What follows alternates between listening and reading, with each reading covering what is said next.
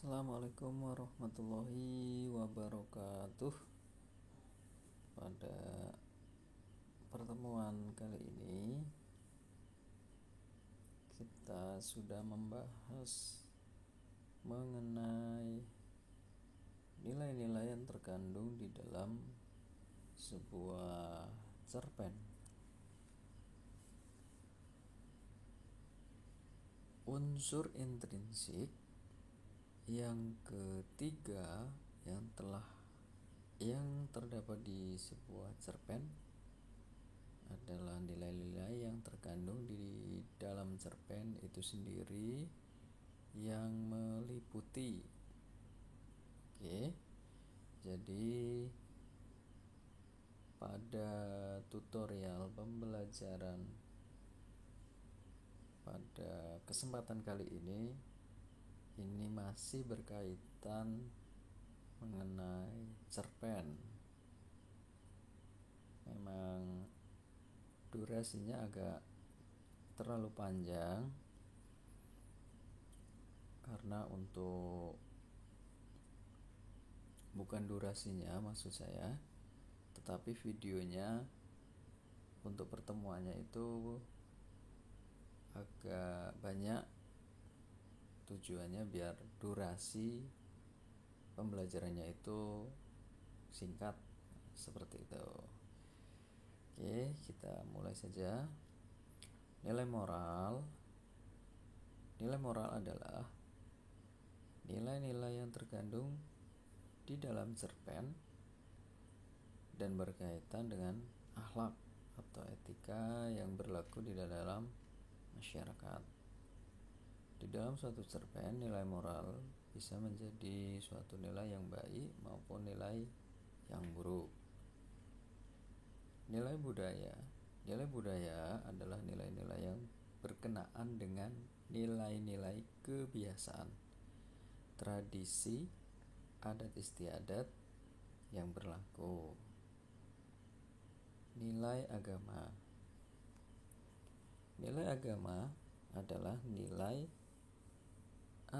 hal-hal yang bisa dijadikan pembelajaran yang terkandung di dalam cerpen yang berkaitan dengan ajaran agama.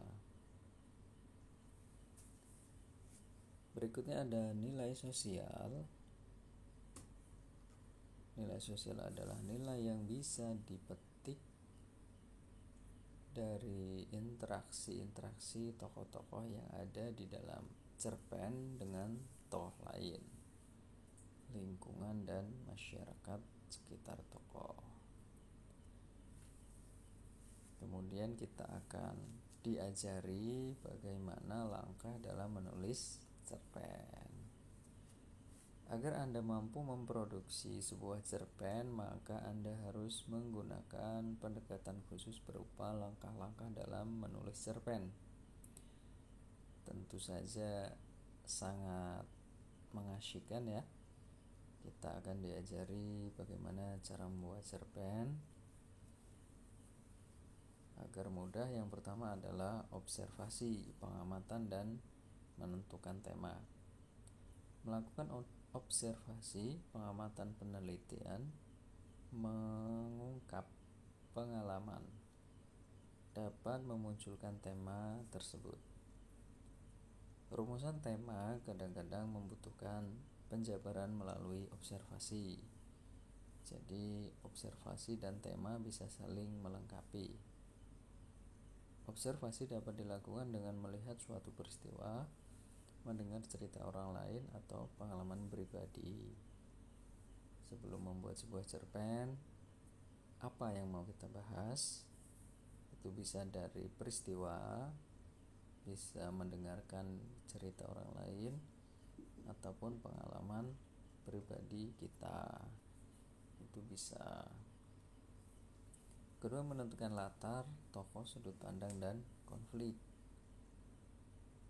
Menentukan latar, tokoh, konflik, sudut pandang dalam cerita yang akan ditulis berdasarkan hasil observasi yang telah dilakukan. Tempatnya di mana, waktunya kapan, kemudian kemudian tokohnya siapa saja, menggunakan sudut pandang orang keberapa. Orang pertama aku, saya. Orang ketiga nama orang, atau mereka, atau dia. Kemudian konfliknya bagaimana, itu sudah harus ditentukan. Ketika menyusun peristiwa yang akan diceritakan dalam rangkaian alur yang dimainkan dalam latar tersebut. Peristiwa-peristiwa tersebut memuat konflik yang dialami tokoh dalam cerita. Kita akan buat alurnya, bagaimana pengembangannya. Yang keempat, memilih kata-kata. Mengembangkan peristiwa menjadi cerpen dengan pemilihan kata yang menarik. Pilihan kata yang digunakan dapat menggunakan kata-kata bahasa daerah, bahasa asing, dan bahasa gaya remaja. Kita harus sudah menguasai, mengetahui bahasa apa yang akan kita gunakan. Riwayat hidup sang penulis. Riwayat hidup sang penulis berisi tentang biografi sang penulis secara keseluruhan. Faktor ini akan mempengaruhi jalan pikiran penulis atau sudut pandang mereka tentang suatu cerpen yang dihasilkan dari pengalaman-pengalaman hidup mereka. Kadang-kadang faktor ini mempengaruhi gaya bahasa dan genre khusus seorang penulis cerpen. Kondisi psikologi. Kondisi psikologi merupakan mood atau motivasi seorang penulis ketika menulis cerpen.